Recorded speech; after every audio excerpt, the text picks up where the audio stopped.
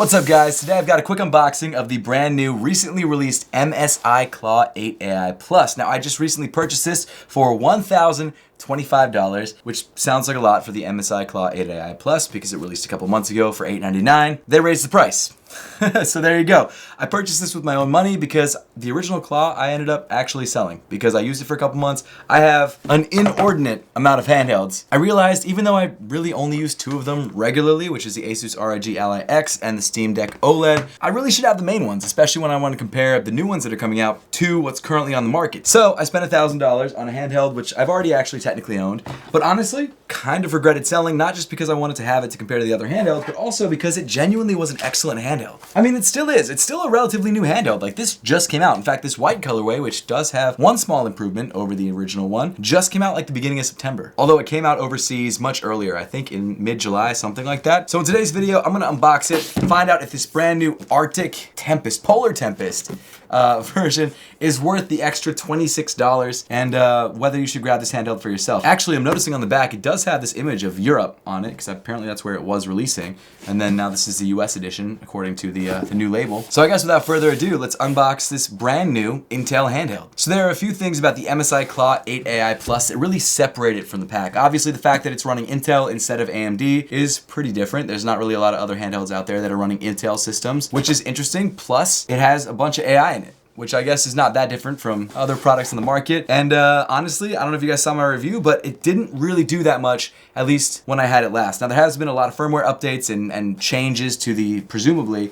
the MSI software and overlays and things like that. So I'm excited to try all of that out. Actually, we should check out the box first before we get into the handheld. So on the front, you've got the brand new color. It now comes in white instead of that weird sand color. I don't know why they did that. That was such a weird color to go with. I don't mind the white. The white's fine. I do think I prefer the white. You've got what seems to be a Polar Tempest going on around the console itself. On the bottom of the box, you've got Polar Tempest Edition Claw 8, the MSI logo. On the back, like I mentioned, you've got the image of Europe. On the top, you've got just some information, like it's a 8-inch FHD glare IPS 120 Hz display. You've got an Intel Core Ultra 7 processor. You've got the Intel Arc 140 volt GPU, 1 terabyte SSD, which is interesting because on the website it says 2 terabyte SSD. That's frustrating. You've got a WLAN Bluetooth combo module. You've got LPDDR5X 32 gigabytes of RAM. You've got Windows 11 64-bit Home Edition pre-installed on there, and of course an 80 watt-hour battery. So I'm realizing this now that I have this in hand, and I really thought that B&H maybe had mislabeled this, but from what I had heard and what is spec'd on MSI's website, the Polar Tempest color should come with a 2 terabyte hard drive or SSD and not 1 terabyte. So I'm really surprised to see that. Like I said, B&H's website did say that, so I probably should have known from there, but like I just assumed, because if you go to, I was just on MSI's website over here. If you go to MSI's website and you compare the two handhelds, you've got the sand one and then the new one. The new one does say the only difference is a 2 terabyte SSD versus the, I guess there's a small difference in the Wi-Fi module, but you know, the only other real difference is the 2 terabytes. So I wonder if that is something that didn't make it to the US release, although there is a picture of Europe on the back, so I don't know what's going on. I really thought that the white one came with that, but maybe just the US release doesn't have it. That's really interesting. So honestly, I was thinking, okay, I'll pay an extra 26 bucks, I'll get the white one, and I'll get more storage, which would have been really nice. And to be fair, 26 bucks is not a lot to pay for double the storage, but I guess that's the reason it's only $26 more than the original, because it really has the exact same specs as the original. Should you spend an extra $26 on a slightly different color?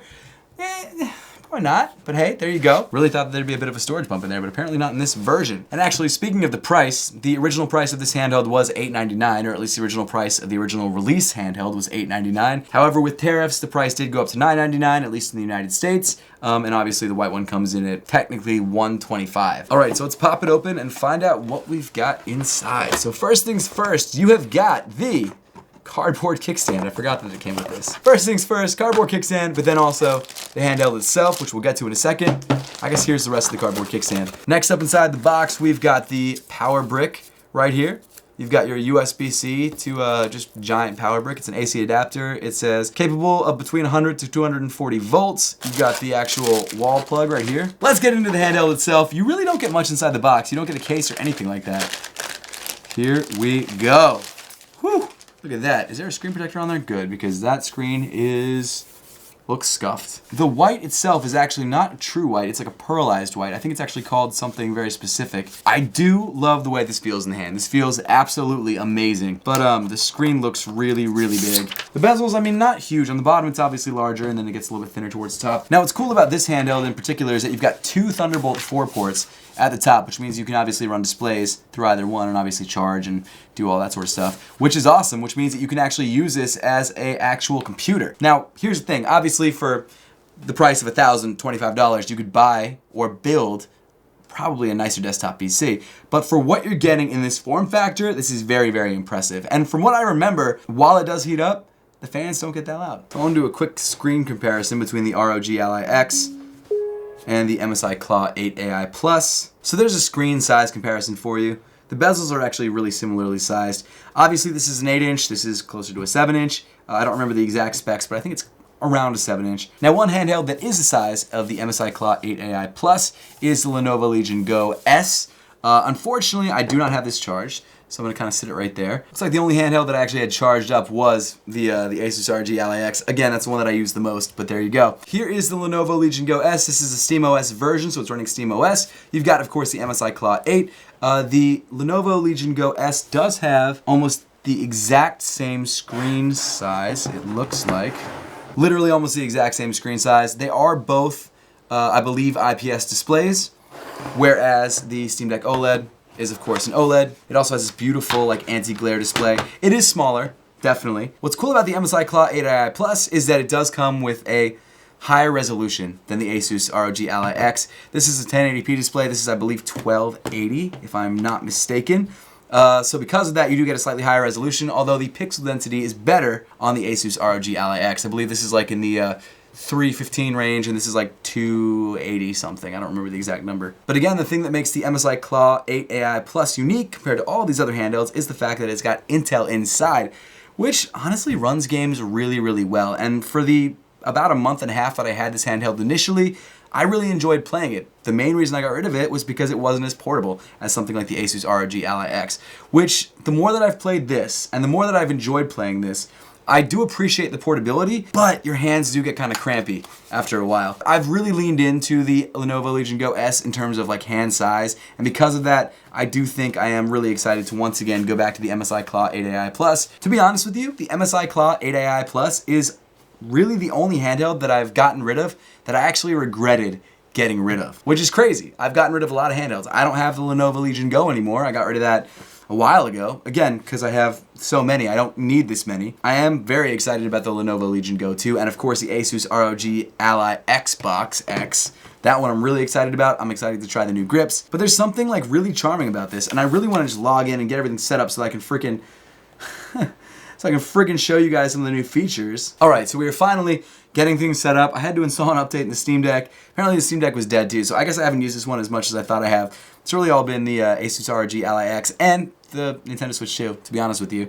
But here we go, okay. Here is the MSI Claw 8 AI Plus, looking fresh in this new Polar Tempest colorway. Now what's cool about, oh wow, I forgot that the screen switches depending on its orientation. I like that the RGB is set to like a rainbow currently around the joysticks, which are Hall effect, which is nice, and of course the triggers are Hall effect as well. The triggers, size-wise, not bad. Like them. I forgot how comfortable this was in the hand. It might not be great for like smaller-handed people, but for me, a medium-sized man, that feels good.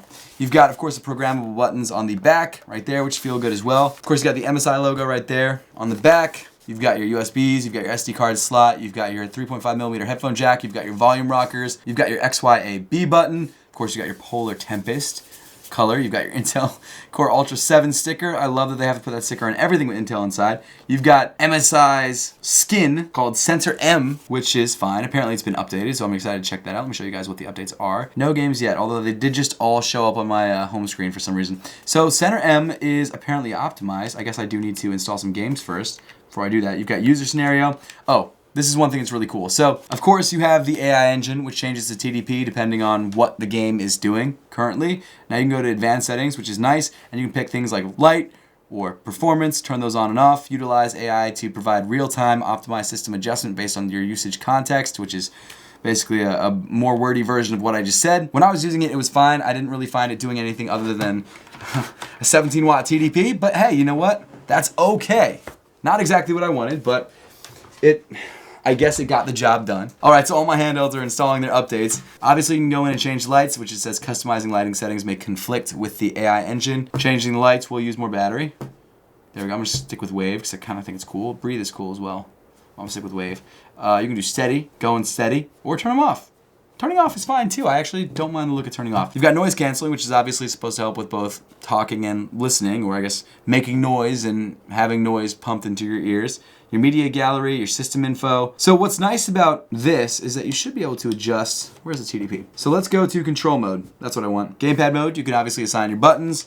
You've got desktop mode, you can, again, assign your buttons. Now, apparently you can truly adjust the TDP however you want. So you've got, obviously, still 8 watts, 17 watts, 30 watts. I did think that you could adjust it more than that. Fan speed, you can adjust the fan curves, which is nice. I thought there was a way to customize it. It could be that, honestly, I just haven't updated Center M enough at this point, and that could be why it's not allowing me to do a custom TDP, or maybe I heard wrong. I don't know. Overall, I didn't have a bad gaming experience with this handheld whatsoever when I first owned it. I just really got rid of it because I didn't think I needed it. I thought it was a little redundant. And honestly, at the time I was using the Asus ROG Ally X more. But honestly, after selling it, I missed it. And I wanted to grab it again. 1, because there was a new color, so I wanted to try that. 2, because I thought it had more SSD storage than it did. 3, because I wanted to compare it to the upcoming handhelds that are coming out in October. And 4, because I wanted to find out if I missed it for a good reason, or I was just being weirdly nostalgic for something I sold like 2 months ago and regretted. So we're gonna find out. I'm gonna use this as my daily handheld, replacing the Asus ROG Ally X and possibly replacing the Nintendo Switch 2,